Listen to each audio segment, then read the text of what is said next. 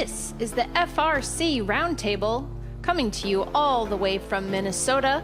Your host team 2052 Nightcrawler presents this weekly FRC gathering where FIRST robotics competition teams take cooperation off the field. Share your knowledge, give and get advice, solve a challenge, or celebrate what makes your team special. 3, 2, 1, go!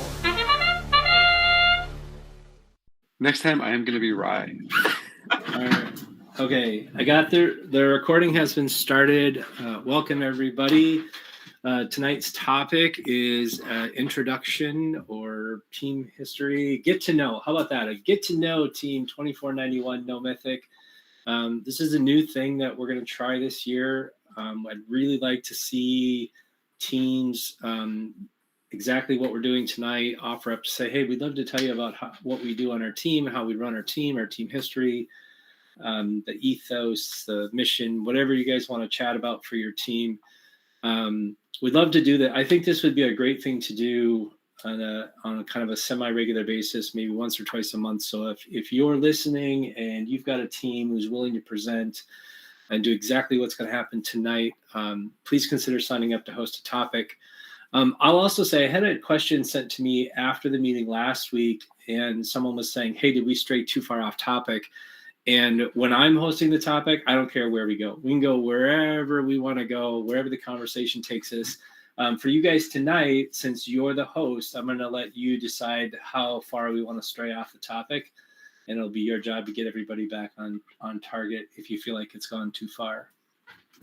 So with that, I'm going to turn it over to NoMythic. The floor is yours. Take it away. Yeah, well, I'll just say there will be plenty of time for questions, and so that'll be the time to go off topic if there ever is one. But I can start with introductions. I am Dominic. I use he, they pronouns. Most of you probably know me or recognize me. I'm currently the Impact Captain here on NoMythic.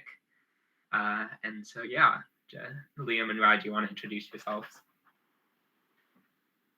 Hi, my name is Rye. I am the fundraising captain on NoMythic, and I use any pronouns. I've heard Dominic talk about these roundtables and go on and on about how great they are. So I'm super happy to be here.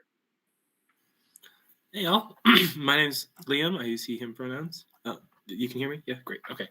Hi, my name's Liam. I use he, him pronouns. I'm the team captain here on 2491 NoMythic.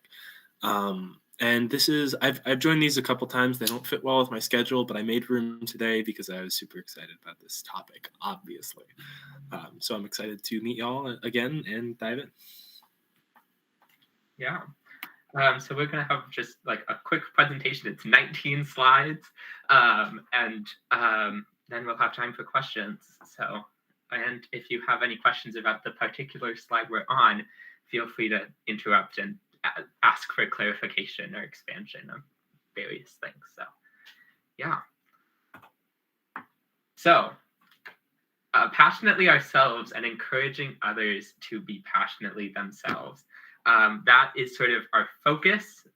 Recently, we have done a lot of work post-COVID thinking about what does our team sort of stand for, what is our mission and core values, and how does that play into how we build our robots and how our team culture is.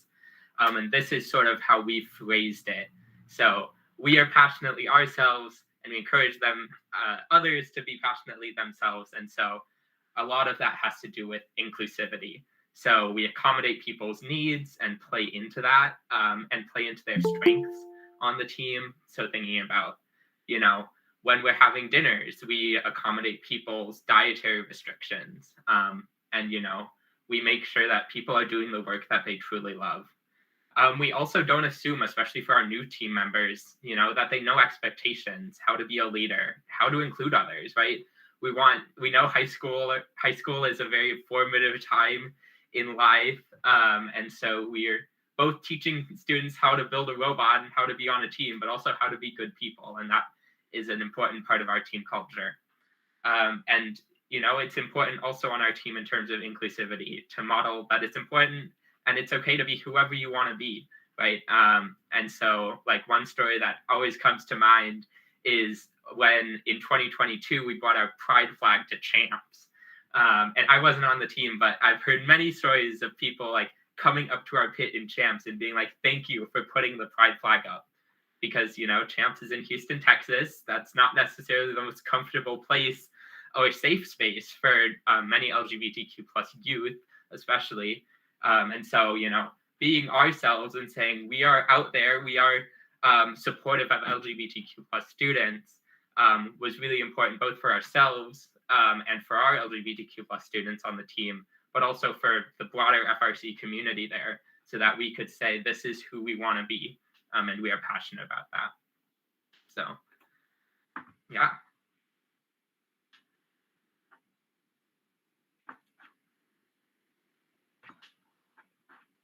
Liam. Is this one mine? Great. Yeah. Sorry. We do a lot of really cool things here on NoMythic in terms of team culture and robot. So for the team culture side of things, we actually do 3 separate retreats. We do a team captain retreat, a mentor retreat, and a team retreat. So the team captain retreat, we make pizza, we chill out. It's really fun. The mentor retreat, the mentors all go up to a cabin and chill out. And then the team retreat, we all go to a cabin and chill out. And there will be more on that later. But it's a really big part of what we do here on the team.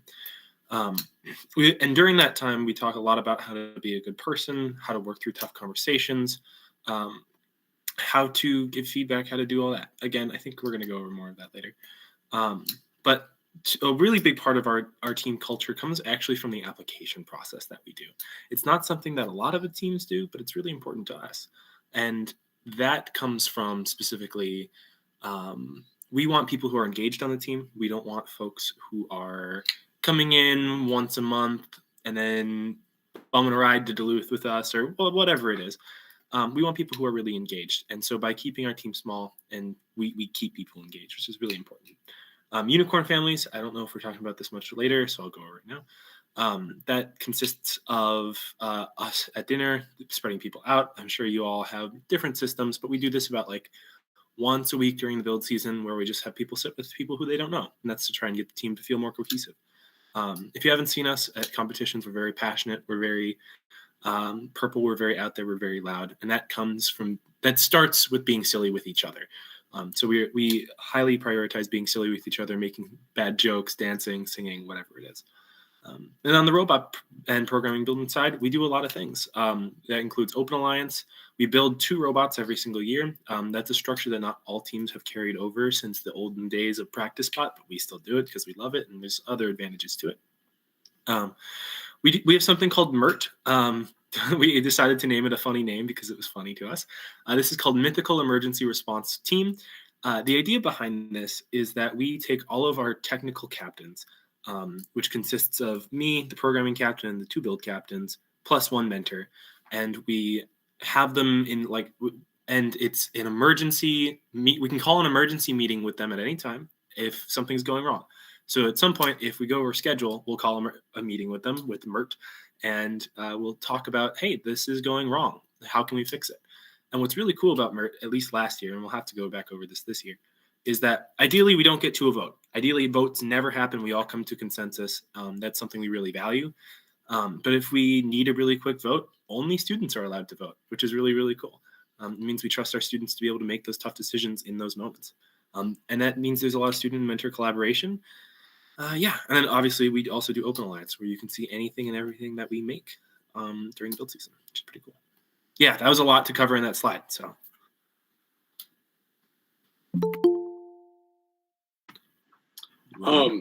Both Liam and Dom have mentioned a couple of times about our work to make sure that, the place on our team and the people who are on it is a welcoming one. And that all goes back to our mission statement, which is we strive to create inclusive STEM communities to grow the next generation of passionate problem solvers. Everybody in this call knows what you learn only matters as much as where you're learning it. You wouldn't want to study geometry in a packed room playing dubstep. We really try to make sure that the space that our students come to is one that they feel safe and welcomed in. And to do that, we really work to give people the accommodations that they feel they need.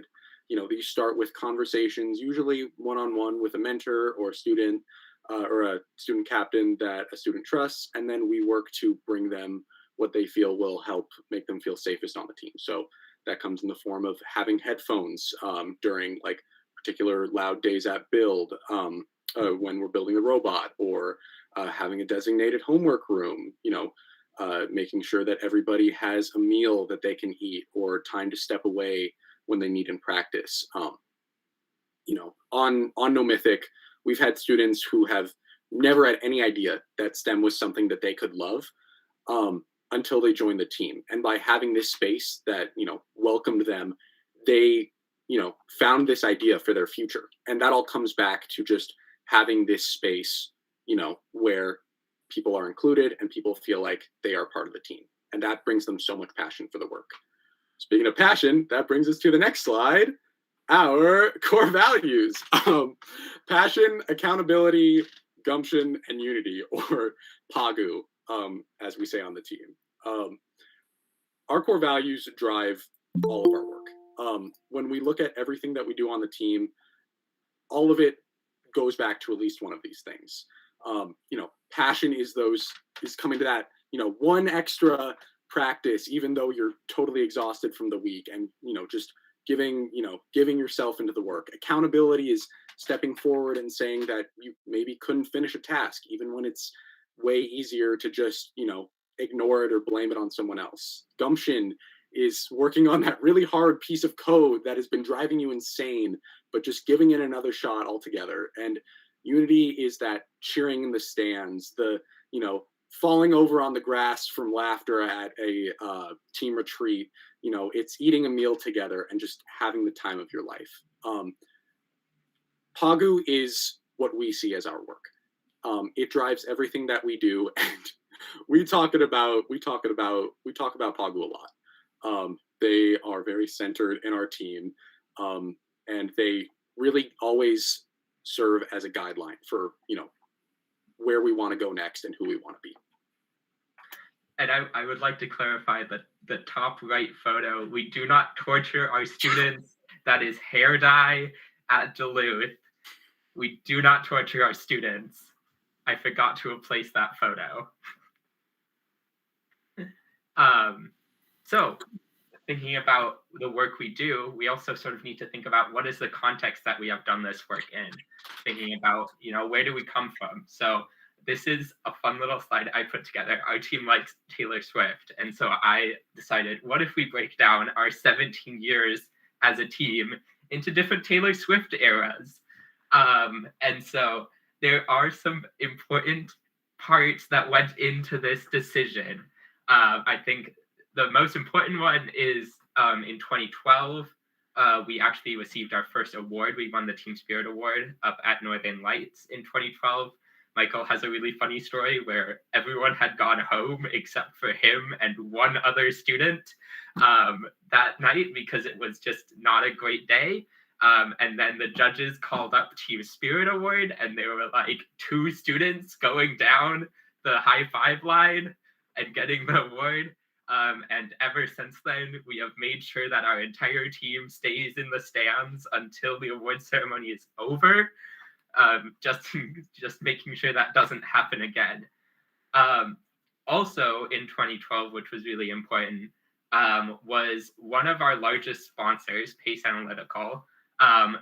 The CEO of that company, we were giving them a sponsor presentation, and he said to us, why don't you go to Champs, right? You've been a team now for 4 or 5 years. What would it take to go to Champs?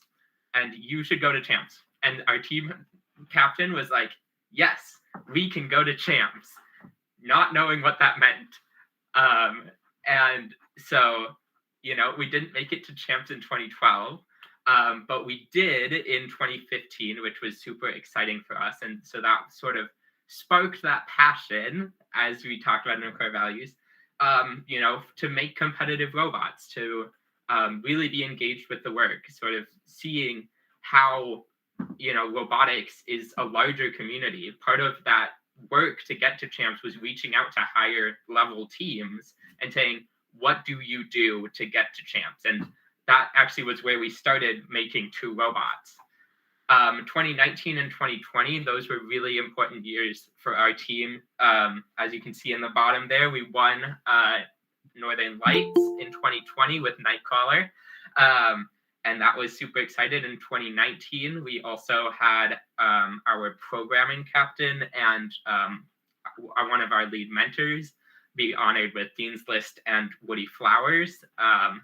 And so those were super exciting years. And then post-COVID, we've been rebuilding, we've been building back better, and sort of thinking about where are we going moving forward. So yeah, those have all been super exciting years, and we will see where we go in the future. Couple of highlights over the past couple of years.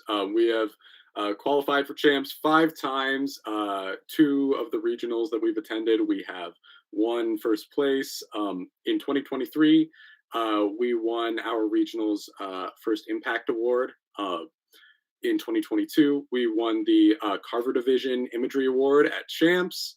In 2023, we won the Team Spirit Award. Our team takes home a wild amount of Team Spirit awards.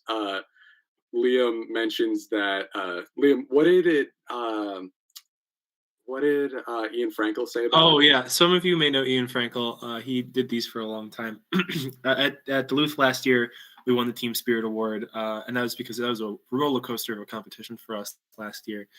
He mentioned that we should have won the Ocean Noise Violation Award instead, but that's just because we're so passionate. Yeah, we pride ourselves on being a very loud team. We have had 2 Woody Flowers Finalist Award recipients and 5 Dean's List finalists. Our work, and Liam right here was our Dean's List finalist last year. Our work as a team brings us an unusual amount of Woody Flowers and Dean's List finalists because, while our last couple of years have been some of the most competitive in our team's history, the work that we have constantly been putting in has always gone into our culture and, really highlighting leadership and encouraging it. And thus we've had the honor of receiving, 2 Woody Flowers finalists and 5 Dean's List finalists. So those are a couple of highlights over our past couple of years. Real quick, to tack onto this. One really cool thing, one really cool piece of pedagogy that we have on NoMythic is that we don't do things for awards. Awards are really cool, but we don't do them for the sake of awards. Instead, we do things like going out to a mushroom farm and moving logs and doing outreach and all of those things because we want to, we love it, and we believe it progresses us towards our mission of building passionate problem solvers. And so for a while, we actually denied doing chairmans at all, or what was chairmans. And so the reason why we now do them is to take a step back and recognize and take a moment to recognize the work that we have done in a positive manner. And that's how we use our award submissions. And we win a lot of Team Spirit awards and imagery awards just because we love being spiritful and we love being being loud. And that's why those come, which it's a different perspective than a lot of teams carry, which is just cool.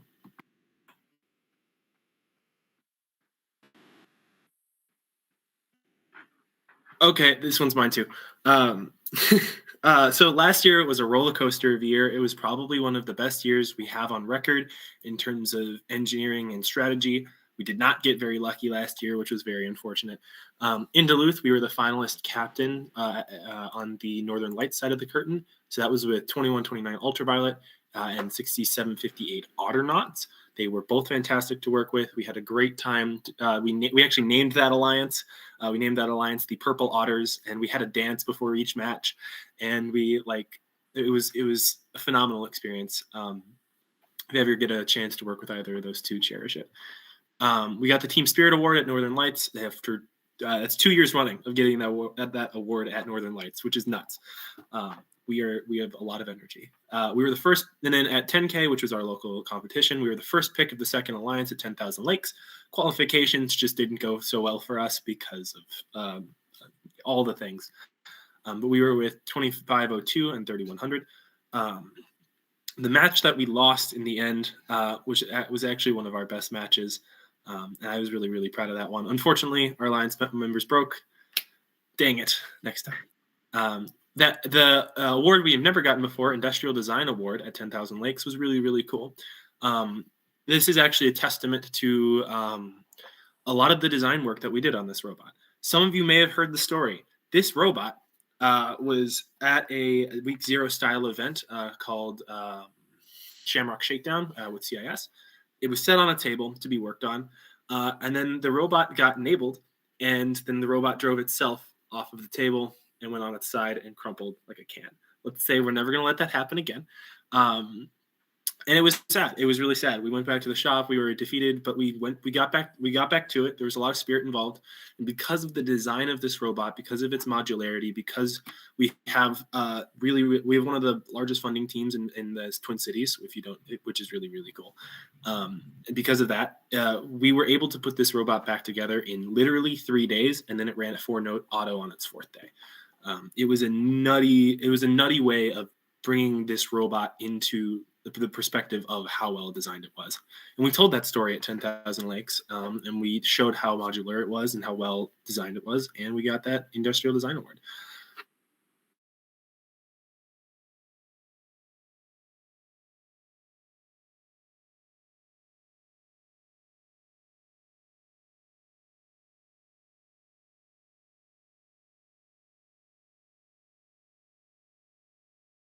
Up NoMythic. We've got about 34 students, and 6 of whom are captains, and then 17 mentors plus 1 junior mentor. Shout out Royce. We love Royce. NoMythic is also made up of 2 schools rather than just one. Avalon and Great River.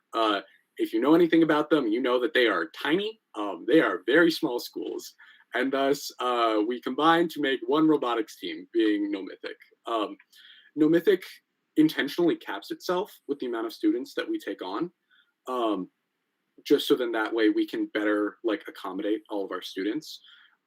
We also allow that meaning also we can have a 6-to-1 captain ratio, just so that way our student leaders aren't totally overwhelmed with an amount of people that they have to look after. Great River and Avalon also have pretty limited STEM curriculums, so robotics fills in that gap. Having NoMythic available as an extracurricular gives a lot of students the chance to, find a future in STEM that they wouldn't necessarily have gotten by going to the schools that they do. And because of the size of the schools and compared to the size of NoMythic, 10% of our school student bodies are on our team. Which is a very funny number to look at. But it also means that robotics are pretty integral to each of our schools. And where some schools might have, their football team or their soccer team, our schools have their robotics teams. And I think that's pretty special. I think also just in context, Avalon's highest math course is Algebra 2, and Great River's science courses in 11th and 12th grade, you can either take biology or enviro. And so, the robotics team sort of fills in for both science, like engineering and physics and whatnot, and also math. And at Avalon, you can actually get credit for being on the robotics team, and it actually counts towards your graduation requirements, which is pretty cool. Now looking at our demographics, everybody in this call knows robotics is a very male-dominated field.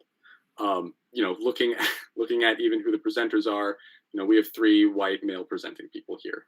It's something that we are very aware of on our team, and something that we really try to always be working towards.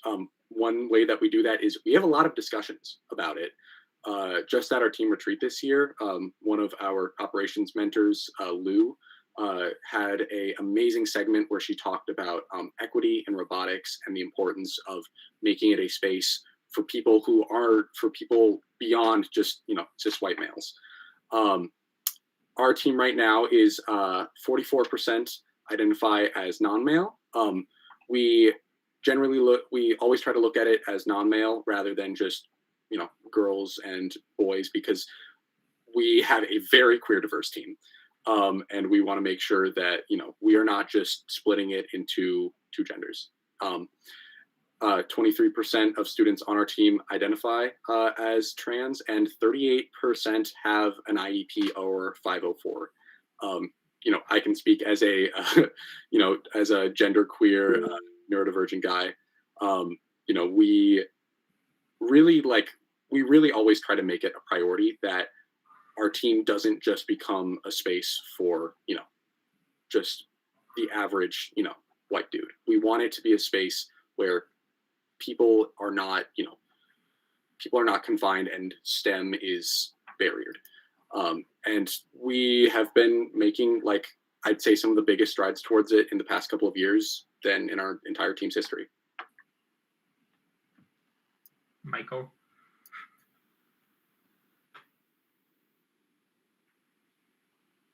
Michael, your hand is up. Do you have a question?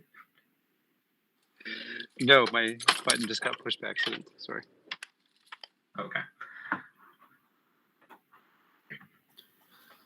Cool. So NoMythic has a bit of a funky leadership structure. It's one that some teams use, but we have an extra layer to it, which is really cool. So the mentors are at the top here. I like to think of them as more integrated with the captains. Hi, Michael. Would you be willing to turn off your mic?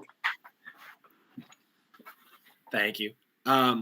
So I like to think of the captains as more integrated with the mentors. But technically they do have all of the power over us because they're adults. So they go at the top. Then you go to the team captain, which is me. I consider myself the captain of the captains. I'm also the captain of the entire team. But there are two ways of looking at that. And then so I look over the impact captain, which is Dominic, who is here today, and Rye is our fundraising captain right there. And then there's one programming captain. We may expand that to two in the coming years, but that's what we have right now. We have the design captain as Aiden and the production captain as Clover, which are our build captains. If you notice something, when there are two captains in the same sub-team, they are split up into two very distinct sections of that sub-team. So Dominic, for example, takes on the impact side of things, which is like all of the awards, all of that kind of thing. And then Rye does all the fundraising stuff, which is money, grants, all that good stuff. Same thing on the build side. You have the design, which is CAD, and then production, which is machining. And then you also have the third layer, which are leads. So student leads are very similar to captains, except they're like one step below. The idea behind leads is that you can take a very, very specific section of the team and give them that exact thing. So on build, we use them as subsystem leads. There's one person, and we start with two in the fall, and if we need to add more for subsystem in the spring, then we'll do that.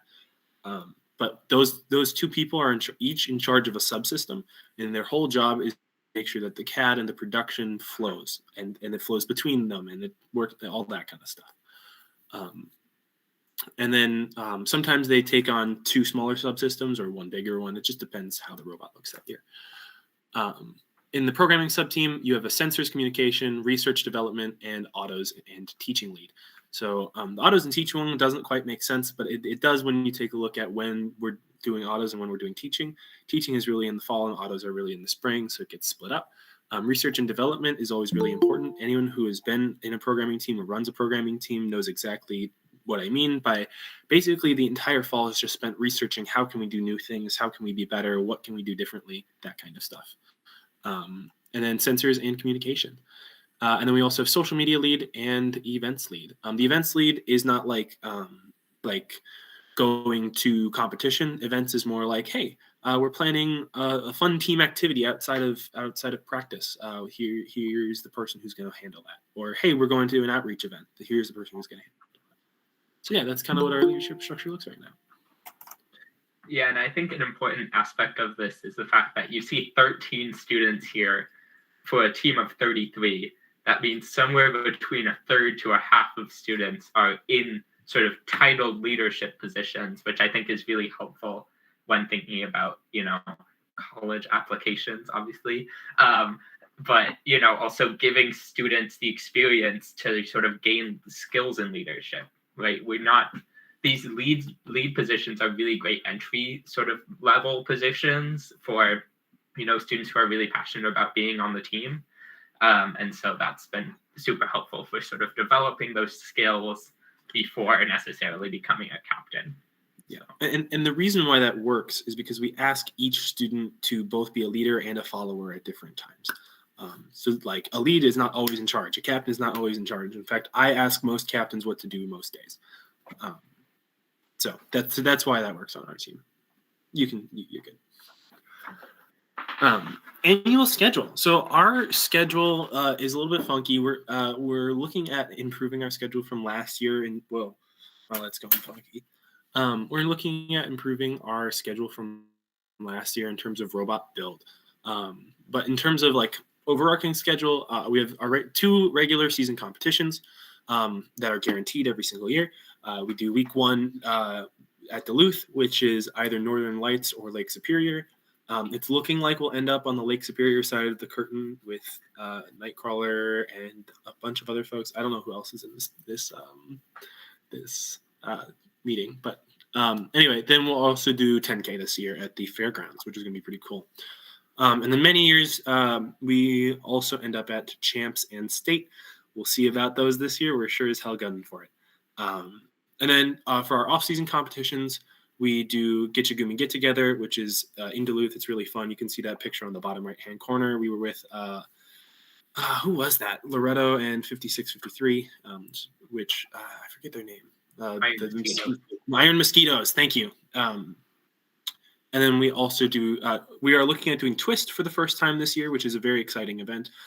Essentially what that is it is an event to push forward non-male identifying students. So specifically, the biggest change in rules is that only non-male people are allowed to drive the robot, which is a really big impact on a lot of teams. So it means you have to train in non-male drivers. You have to get them for driving practice, which means they're more likely to move into the driver's seat in the future, which is really cool. And then we also do mini trials, which I think many of y'all in here participate in. Essentially what that is you're given a very short amount of time in the fall and a brand new game, often with cheap materials. This game I heard has sharks in it. I haven't looked at it yet. And so the idea is that you have you throw together a robot with like an Andy Mark chassis and a bunch of wood and some electronics lying around. And it's super cheap. The team spends very little on it, and it gives you a lot of experience with prototyping, and competition and theory and strategy and kickoff, which is really fun. For our practices during the winter break, during the fall, we do 1 practice every single week on Tuesdays, 4:30 to 8:30. That gives us about 4 hours. And then in the spring, we will do 4:30 to 8:30 practices on Tuesday and Thursday, and then 1 on Saturday, which is 10 to 4, something like that. It's like 6 hours. And so the idea is, if you notice, we go over dinner time. From 4:30 to 8:30 is a weird time to do it. That's because we provide our students dinner twice a week, every week during the spring. That is a really cool way that we get parent involvement. We require every single student who joins the team to provide 2 meals. And if a parent can't afford that, the team might cover it. If a parent can't find the time, we'll work with them and see if they can find a time. What I'm saying is we're very flexible with parents on how we do that, which means we end up with a lot of really cool meals and a lot of very different cultural meals, which is always a blast. And then for extra practices during the season, we have those 3 main ones, and then we also have 2 additional ones. Those 2 additional ones are on Monday and I think Friday. Wednesdays might be from last year.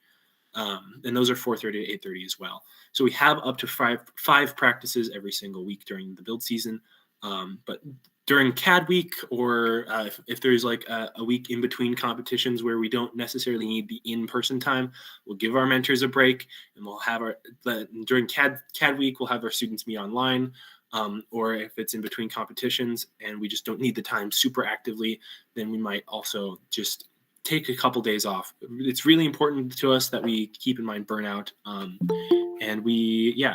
So what's cool about our really big structure is that we actually ask people to know when they need to step back. A big part of the philosophy on NoMythic is that we trust students to be emotionally mature.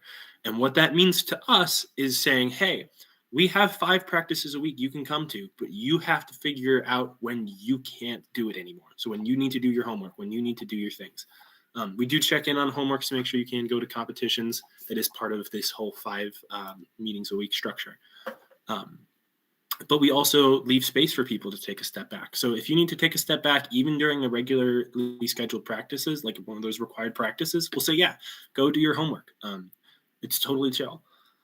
So yeah, as long as we know our students are engaged and trying to show up, we require 70% attendance to show up to competitions.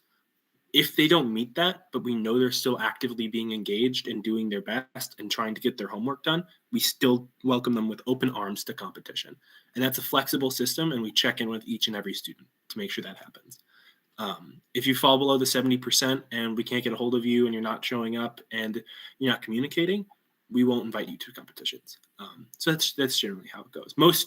I think we had 98% attendance to Duluth last year and something close to that in 10K. So we get most of the students up there, which is really cool. Yeah, that is competitions. Yeah. So when we think about awards and like administrative stuff, obviously that has a lot of data. So these are just some of the tools that we use. Obviously Google Drive, Slack, Monday.com, we just started transitioning over to due to Trello no longer being free for teams to use. And some unique things that our team uses, we keep 2 handbooks for our team, our full team handbook and our mentor handbook. These are, I know the team handbook is updated annually. I don't know how much for the mentor handbook, but these are places where we document all of our different processes. I think the team handbook is like over 50 pages long. And I think only Michael and I have actually read the full thing. But those are just really important tools for us to sort of document how do we do things on the team. We also, similarly, we have our NoMythic pattern language, which is a set of documents all about how do we build robots and how do we program them. So that's like, what are best practices for wiring? How do we go about prototyping? How do we design things on the computer? How do our different machines work, and how do you get trained in on them? Those are all really important documents for us that we've been working on for the past couple of years. And I think eventually we'll make public. I'm not too sure. Some of those are already public on our Open Alliance from last year. Some of those are going to be made public within the next year or 2. Yeah.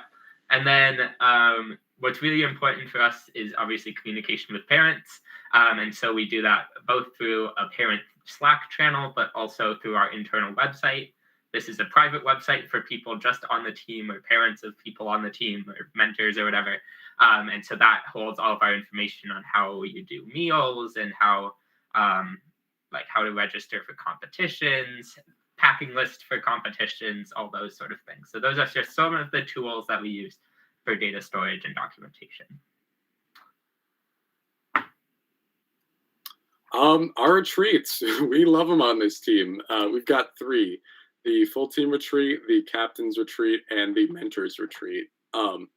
So the mentors retreat, obviously I'm not a mentor, but the mentors take an overnight in the middle of summer to learn a lot about their roles. They have one of the hardest jobs in the world, which is taking care of a bunch of high schoolers, 30 of them in our case.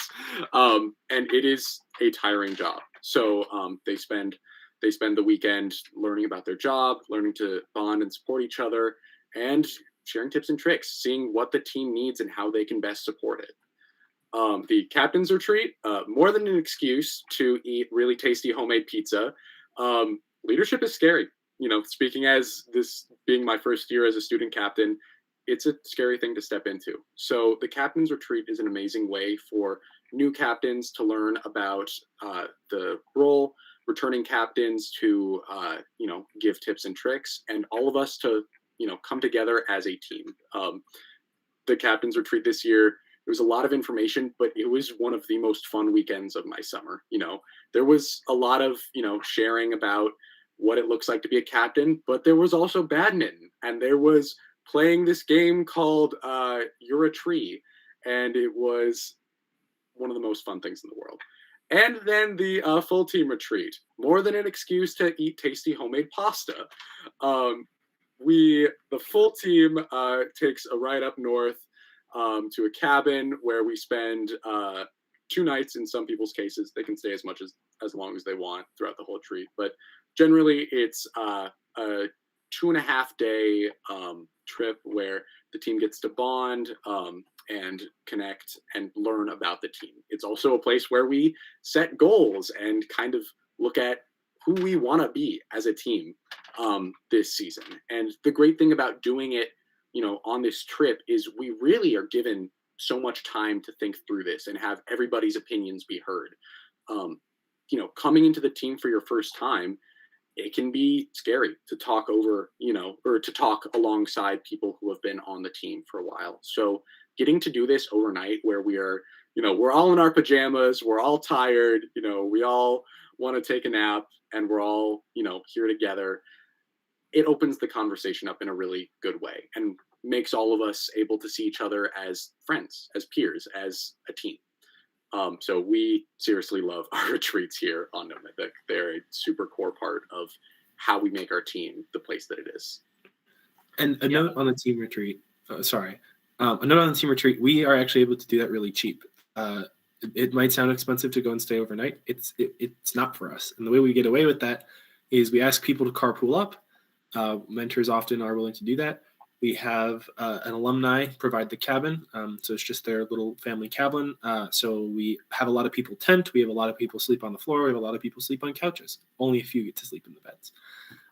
And then the food is only like $300 for 5 meals. So that's pretty much the budget, is like $300 for the whole thing. And what I was going to mention is having to do with the mentors retreat. This is how our mentors build community with each other. Obviously, being a team is important to have a community, but also as a mentors team. So this mentors retreat has been really important for mentor retention. I calculated it out across our 17 mentors. We have over 84 years worth of time on the team, which means that on average, our mentors have been on the team with us for 5 years, which is really cool to think about, and a lot of experience that these mentors have.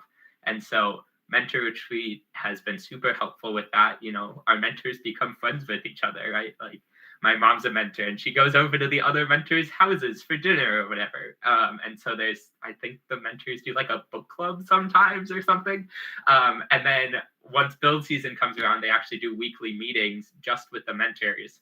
And so those are really important, sort of thinking about, competitions are coming up. Is there something we need to do for that? Or, one student is having struggles at practices. What can we do to support that student?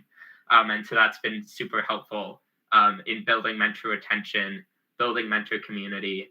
And so that no single mentor has to feel like they have to do all the work. The entire community of mentors can chip in and help with the work. Liam, this is your slide. All right, sweet. What we do a lot of things. And other than just build robots, obviously you guys know we build robots. We do outreach fundraisers and we do a lot with other teams. So outreach is a really big deal to us. You can see in the bottom right-hand corner, that's actually an event at the Mall of America on Halloween. So me and many other high schoolers give up their Halloween evenings, at least for the first half, and we show kids how to drive robots. It's actually a program that is set up by an allergen-free organization where it's to get kids to have an alternative to candy, which is really cool. And that means we have to be super allergen sensitive. We wipe off the controllers after each thing. It's great. But we have little kids learn how to shoot balls and drive a robot. And some of them, they just walk up and it's like, oh, this is just like a video game. This is boring.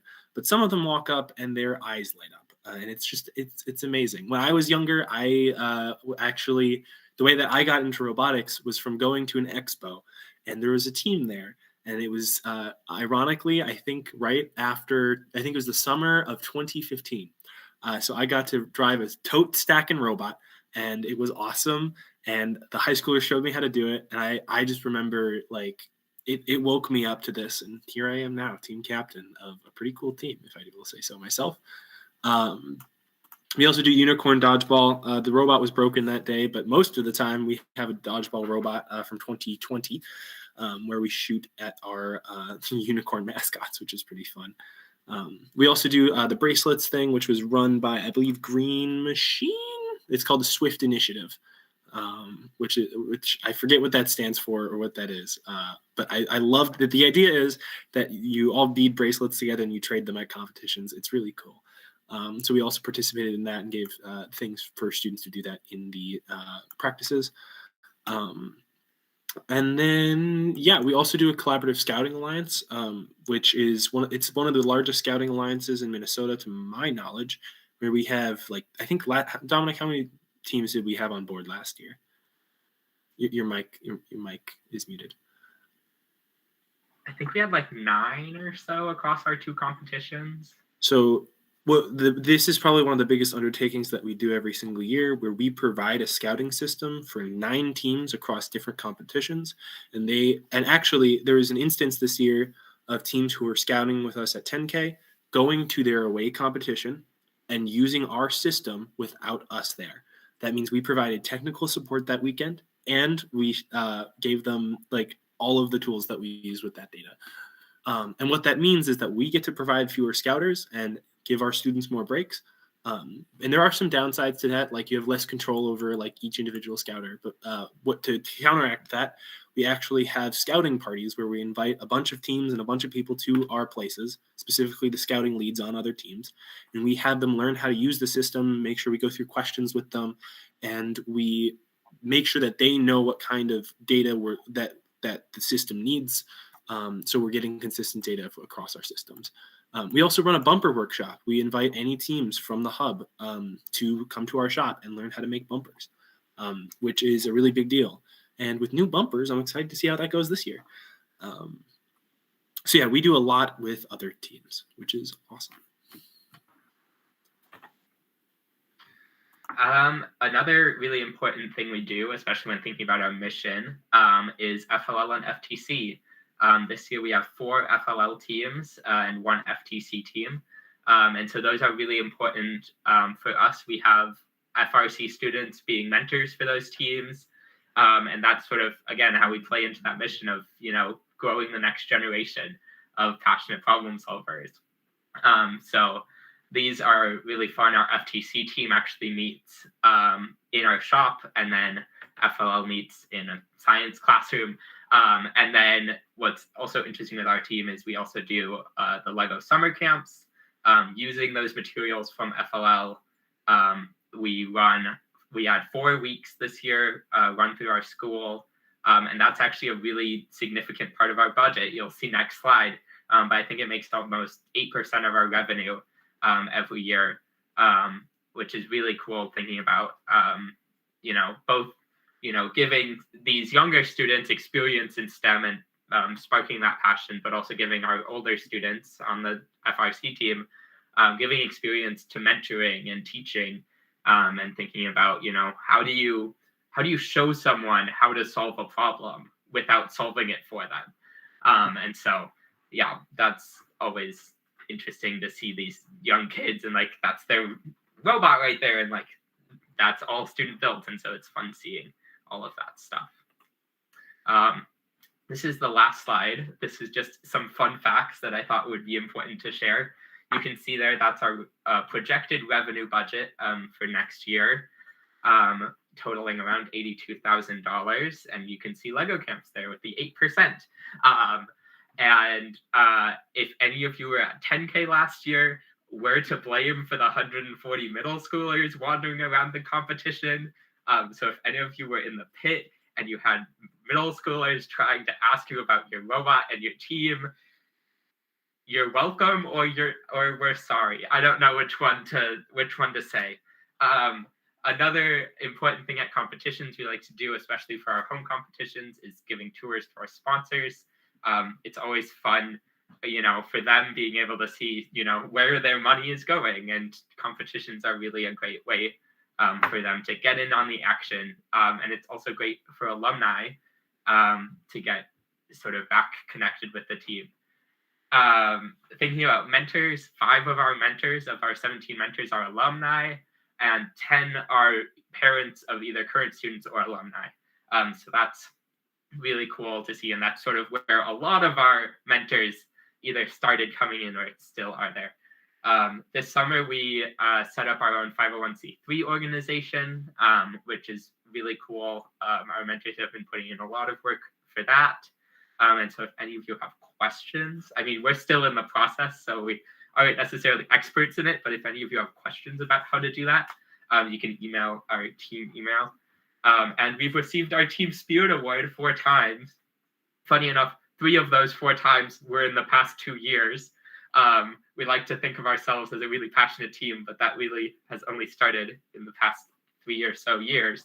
And so, yeah, we had that in 2012, and then we had 2 last year, or two years ago, and 1 last year. And so, yeah, that's been fun. And then that's it. Yeah, so that's our team email if you have any specific questions, or we can just take them right now.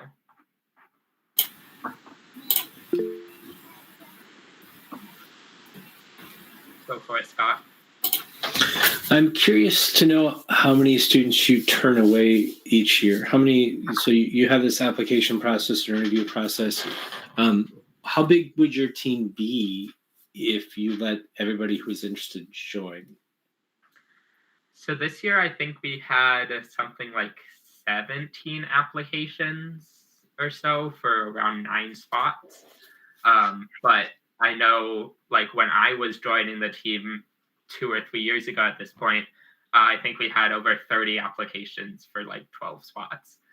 So we would definitely be a larger team. But you have people that apply 1 year and then get in the next year. And so, that's, how some people. And then when you say spots, are you trying to have an equal distribution of students across the grades, or are you only bringing in freshmen and sophomores, or how does that work? It depends on the year. This year we were especially looking at bringing in 9th and 10th graders, especially given that I think seniors, we have about a quarter of the team this year being seniors, but I know 11th graders, I think almost 40% of the team is 11th graders. And so we definitely try and get 9th and 10th graders onto the team, but it's also looking at, will you be engaged? And then also looking at where do we have spots on sub teams. So, this year on programming, we didn't have any graduating programmers last year. And so there weren't that many spots on programming to fill. I think we took on 1 new student and 1 student who had been on the team previously and then had left for a year and then returned.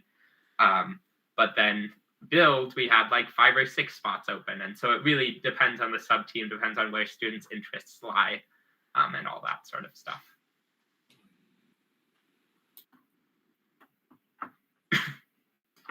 Go ahead.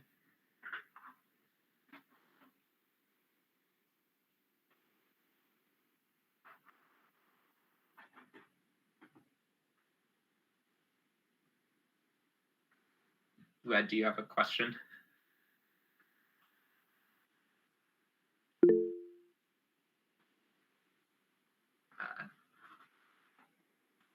think your mic is muted if you are speaking.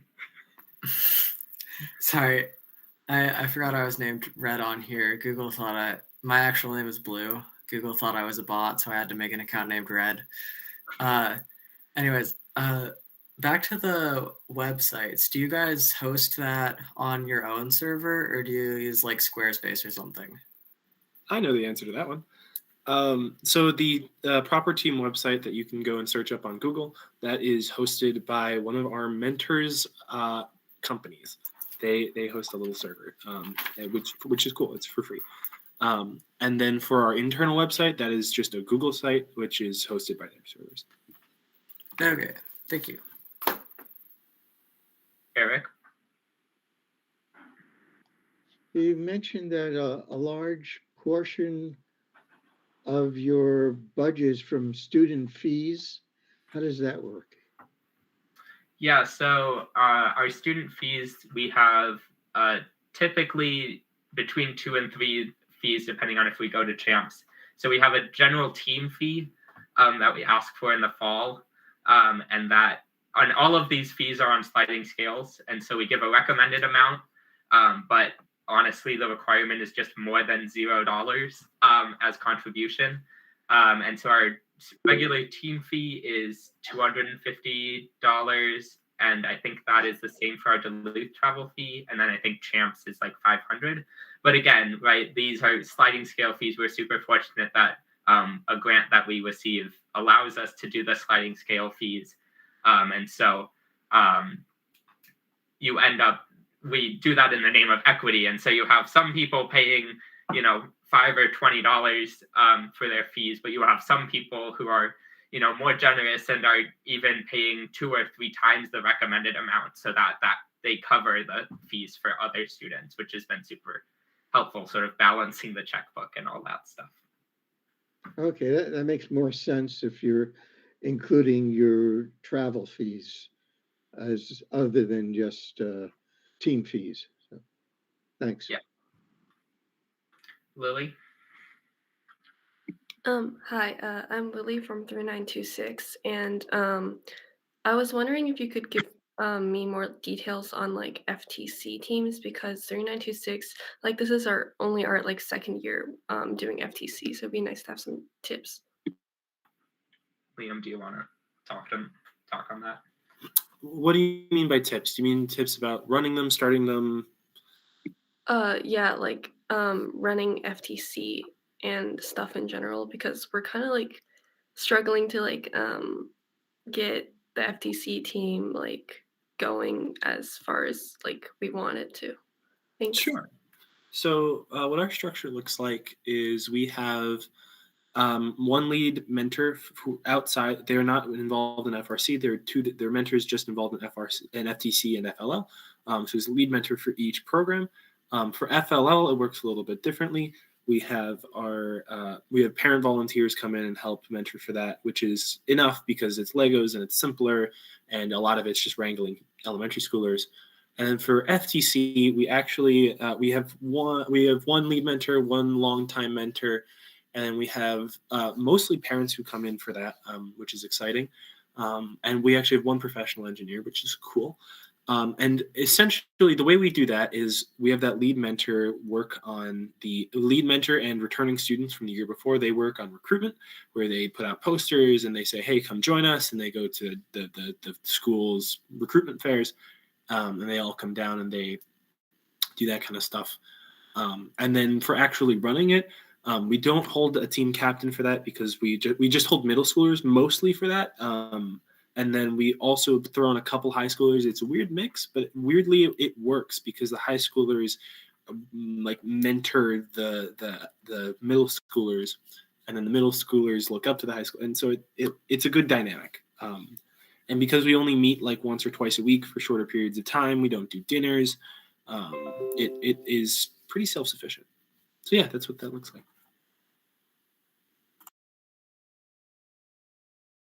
I would also say our FTC team is like nowhere near as competitive as our FRC team.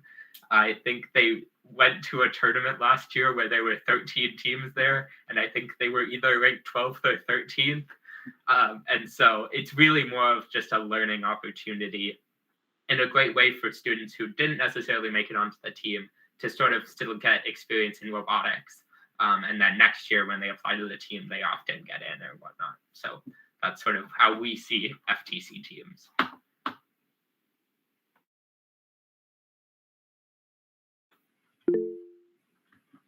Ben? So on your team structure, we're doing something similar this year. I'm from DNA 4009, and in the past we've had like 4 captains, including the team captain, but this year we're doing 2 build, 2 business, 1 safety, and then team captain. And then with that is we've always had a few leads, more than maybe we need. But how do you guys have your leads? Because similar to yours, adding all of our leads with our captains, that's more than 50%, probably close to like 75 or 80% of our team. So how do you, like, what one of our thoughts this year is leads, they're more of like the student that knows more about it. So they're there to answer questions, but it's not as much of a leadership position as maybe it has been. So how do you guys, like, how would delegation go with you guys and your leads system? I'll take that. Talk about Dominic, this is your show. What, do you want me to take it or you take it?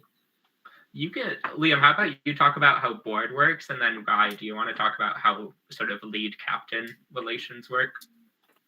Great. So the board meeting is a meeting that we have once every single week, where captains have to come and spend an hour just talking about the team. And so we had sub-team reports where they give a report on where the sub-team is at. Off-season, that might be, we're working on these sub-projects and this is what's happening. And then on-season, if the build team, for example, the robot's here and we need this, and this is where it's going wrong, and this is how behind we are, and that kind of stuff. But then we also talk about budget and events and adding to the team handbook and all that kind of stuff. The leads are not part of that. So the captains really are like much more so the leaders of the team. And the captains also spend another additional hour outside of practice on calls with other mentors. So they have a board meeting, which is with the captains, and then they have a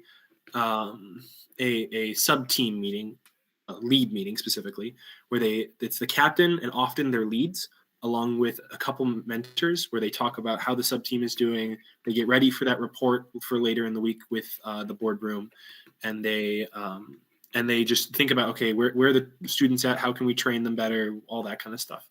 And so we actually have our captains spend a lot of time outside of practice, consciously thinking about how best to spend our time in practice. And so we do those 2 meetings off season and on season to really make sure we are efficient with our time every time we're meeting up. And so I spend nutty amounts of hours, but most captains spend 4 to 6, I would guess, outside of practice working on the team. So yeah, it's a big role. Right? Yeah.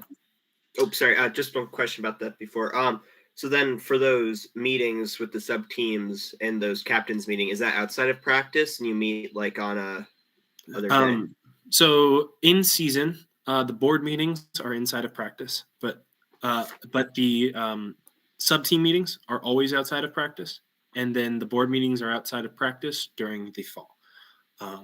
And really, the way that works is the sub team meetings feed into the boardroom meetings, so that the boardroom meetings can run smoothly. Okay, thank you. Yeah. And those are both virtual meetings. We do them as Slack huddles. So Okay, got it. That would be so nice.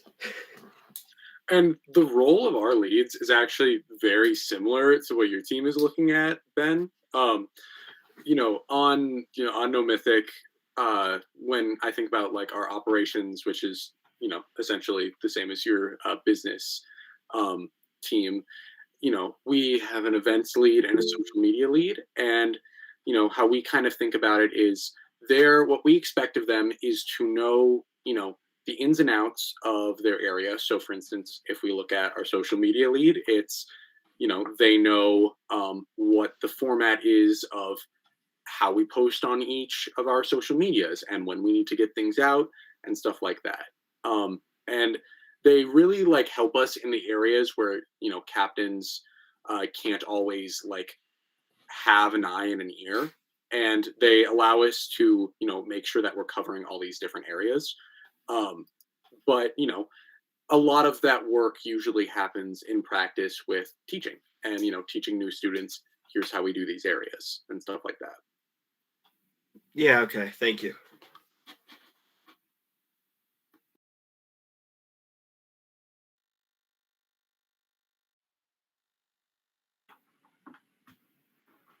Lily?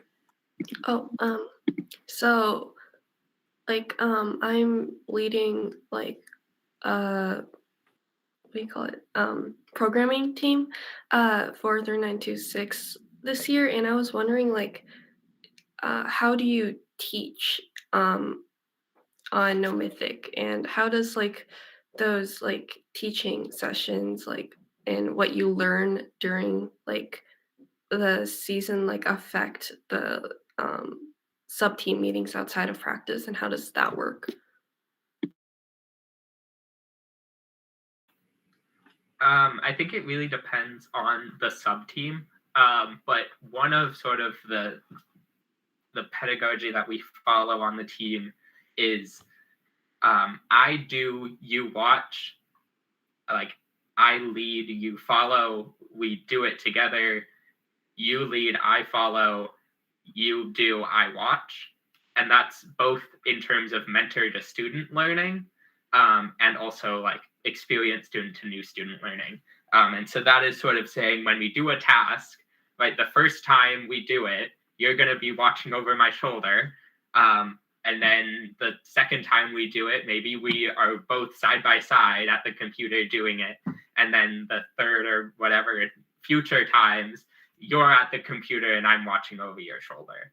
And so that's sort of how we do it a lot of the times. I also know on programming, we have like a Java training course that we have new students work on, especially in the fall. And I think in Build, they also do like workshops of like, oh, this is how you operate machines.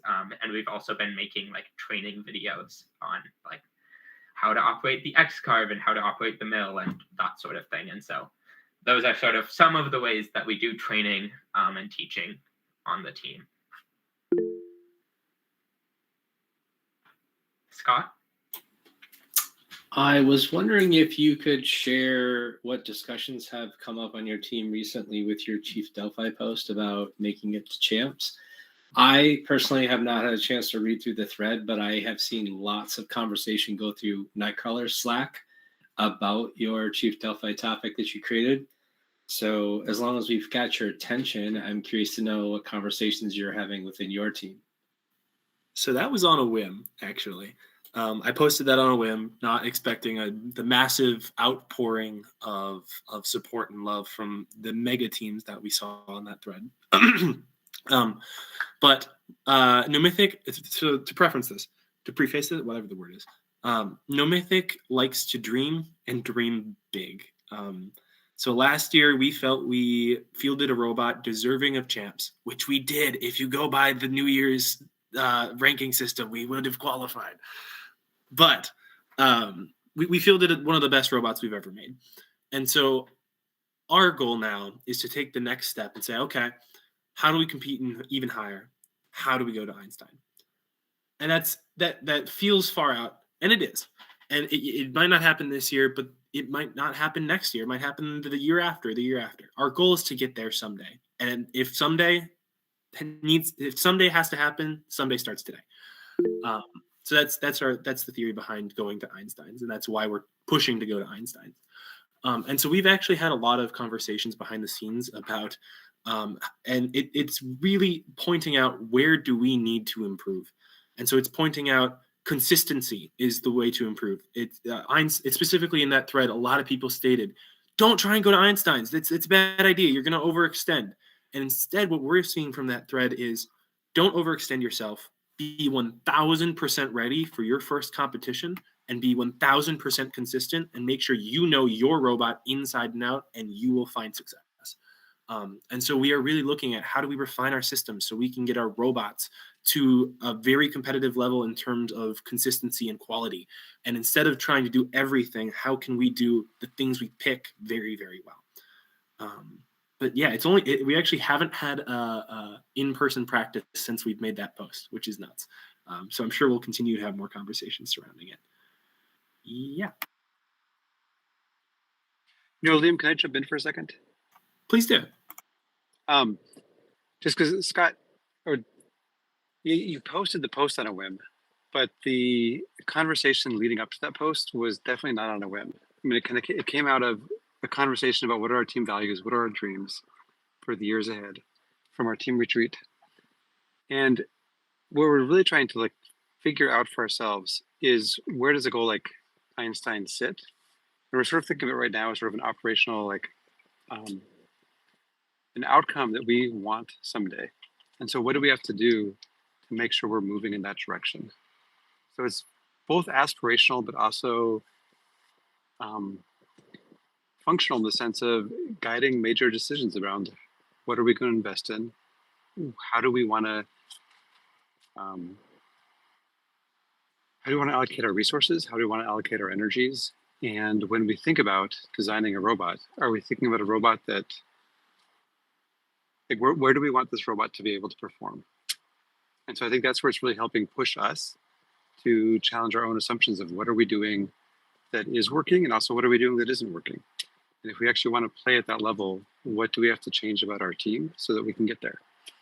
So I'm finding it really useful that way. But it's also not a goal of hey, this is how we're going to define this season. It is a goal in the sense of these are the things that we dream about.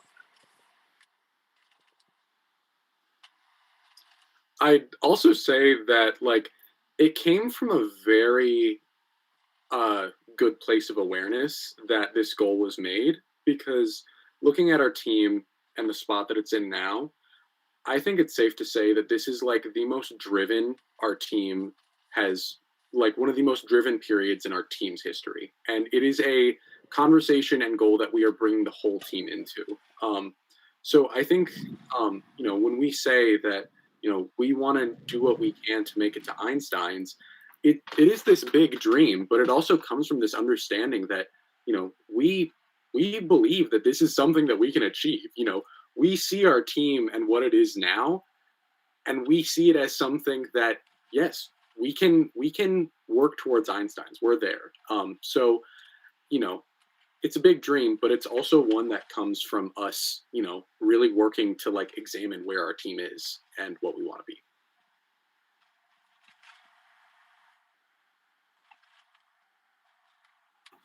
Hello. Hi, this is Blue from 3206 again. Looking at your leadership structure, it is a lot more rigid than ours. Our leadership structure is incredibly flexible. And so I was wondering, what are some of the benefits that you've seen from your structure, and also some of the drawbacks that you've had from this rigid leadership structure? Well, a great example of a benefit is, if you, I think I chucked the document in the chat, is the MERT. So MERT is a rapid set. It's a people who can make a rapid set of decisions when we need to make them. We choose to try and have as many people in decision making as possible, especially when it comes to large robot decisions. But in very specific cases, we have MERT meet. Additionally, what you see from a really rigid structure is, in PIT, for example, high intense situations, we can know exactly who to go to. It's Clover. Clover is going to be the person who makes every call when the robot's broken. And then those kind of moments can bleed into the season, and when a robot comes back broken from falling off the table, you have to have a person exactly who is going to be in charge and who you know exactly who to go to. But with the rigid structure means that we have almost every single person apply for the captain spot every single year, and most of them don't get captain spots, which sucks. It means that not everyone gets that opportunity to be a leader in quite the same way. It also means that it means the people who aren't in a defined spot often feel as though they cannot take leadership. It is something we are working on instilling in our culture, that anyone at any time can be a leader or a follower if they choose to be. But it does leave an impression on most students that they can't necessarily do that. But overall, we find that our rigid structure really benefits us in those stressful, intense, important moments. Okay, thank you.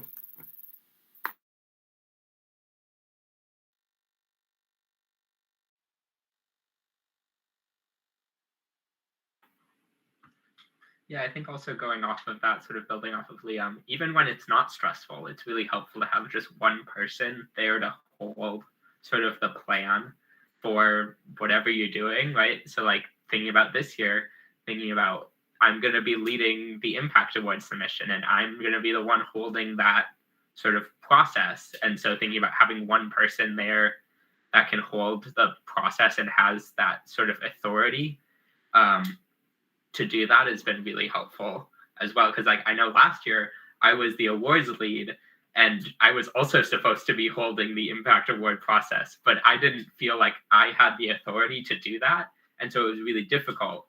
But giving people these titles have been really helpful, giving them also the confidence to become leaders as well has been super helpful.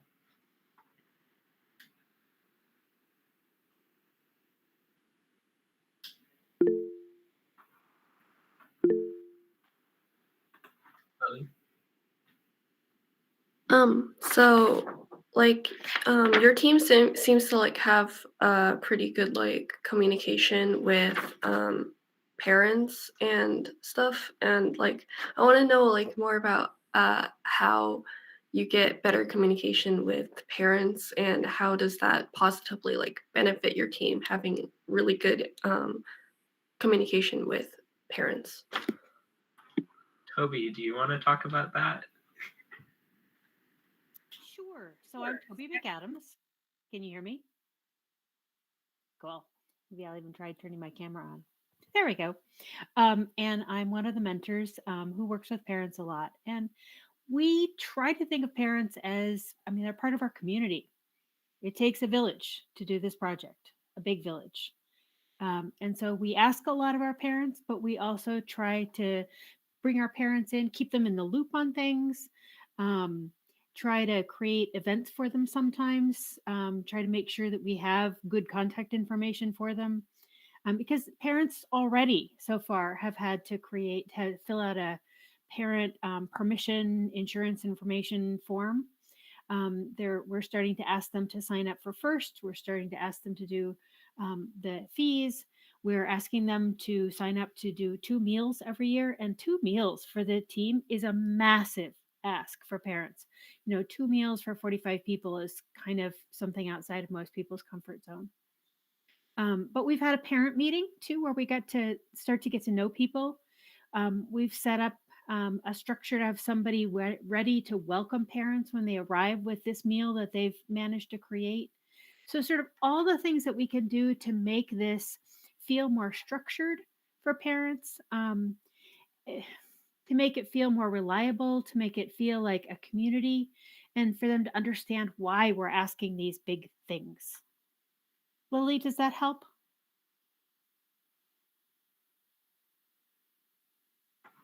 I would also say in terms of like logistics as well.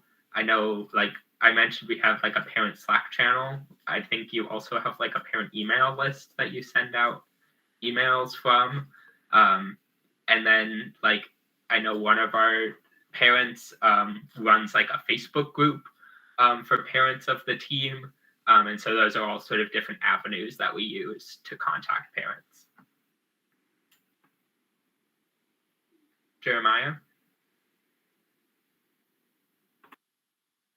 Hey, Lily. We are not as tight as NoMythic. Nice presentation, by the way, guys. That was really, really awesome. Just seeing a bunch of students, just doing an awesome job. I'm just sitting back, just smiling. But to your question, Lily, my district went on to requiring that everybody do a band app communication. And so what I've done is in our band app, um, in our band, I have a chat there for parents. I real like my first, pretty much our first two years, it was a solo effort for the most part, like a one man circus I was running here, and my wife would help me here, and then I rubbed my cousin into it, and and I learned that from listening through these conversations on here. I've figured out different way. I learned different ways to be direct with parents, like, hey, can you please help us with this, and can you please. So last year we had several parents who hosted uh, concession stands where they prepared a food, no, a meal that is served at basketball games, and then whatever revenue they got from there went to the robotic team. We had a dad.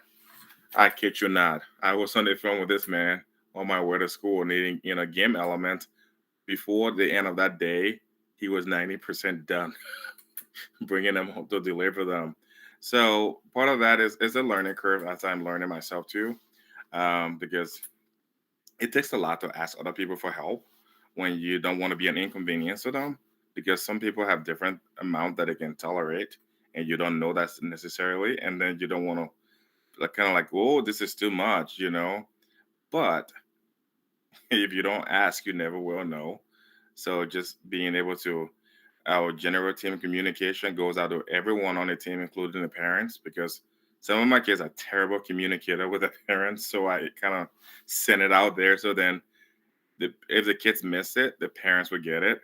And then one way or the other, everybody's still in the loop. But then when there are specific things you want, you kind of have to ask, for a parents meeting and say, hey, this is where we are. And I'm speaking as I'm talking to you, I'm making a note of we need to host two parents meeting before our season kickoff starts. But this is the calm before the storm, and that's kind of when you want to get those things logistically in place, because when a chaos start, then you can go back to whatever you've put into motion.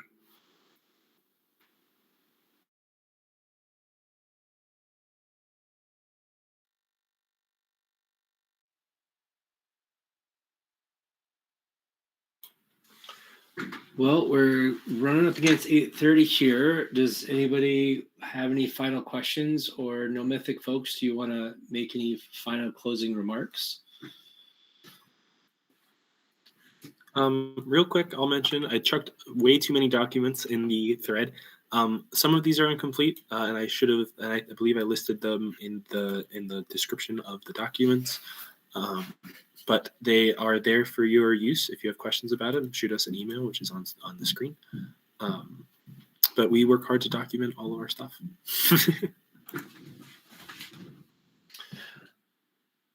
Anything else? Going once, going twice. Thank you so much to NoMythic. Hey, how about a round of applause for the group? You guys did an excellent job. As an inaugural kind of get to know a team, you guys knocked it out of the park. It was amazing. Tough act to follow, I think. But that's not to say you folks shouldn't try. So it'd be great to have another team willing to sort of show us behind the curtain and see how their team runs. Next week, we have Talon, who's going to give a presentation on how they've shifted their training around this year and the impacts they're seeing. So I look forward to hearing about Talon, talking about that. Is there? Oh, Rai has a question. Go ahead, Rai. If someone wanted to bug another team to sign up to do one of these, how would they do that? What do? Can you expand on that a little bit more? Yeah. I wanted, if there was another team who I wanted to recommend to sign up to do one of these presentations, what would there be like a document that I'd point them to? So Dominic knows all about this because he signed up for this one, but there is a Sign Up Genius link, and it goes out in the weekly email that I send out every week. So if you're not on the mailing list, if you go to team2052.com/roundtable, that's where you'll be able to find the links to sign up for the mailing list, to add the thing to your calendar, to pick a topic. I don't know, sign up to host. Yeah, there's a link there for sign up to host. So that's how that's where you would send them to say, hey, can you sign up and give a talk about your team? And if you're not on the mailing list, I know that a lot of teams, they just have one person on the mailing list and then they throw it out in the Discord, throw it out in the Slack. But if you want to be on the mailing list, you can also do that there. So you get your own emails, make it easy to find the meeting if you like to do that. Team2052.com/roundtable. Good question. I should have been mentioning that. I have not mentioned that the first 2 meetings of the year, and I need to do a better job of that. So thank you for mentioning that. Any other questions? All right. Well, anyway, once again, thank you so much. This was really great presentation. I hope we get more teams willing to do this because I think there's a lot teams can offer by doing this. And I think a lot of teams, especially those that are watching it on YouTube, probably multiple times would be my guess, will go back and take a closer look at your leadership structure, look at some of your fundraising stuff. You can always get so much good stuff when we talk to other teams. So once again, thank you so much. And we will see everybody next week when Talon gives us a training talk.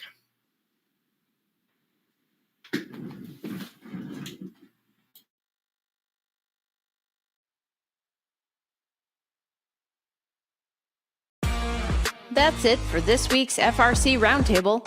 Join us live all season long, every Sunday night.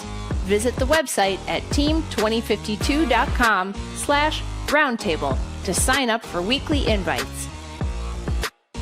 In the meantime, keep building, keep learning, and we'll see you next week.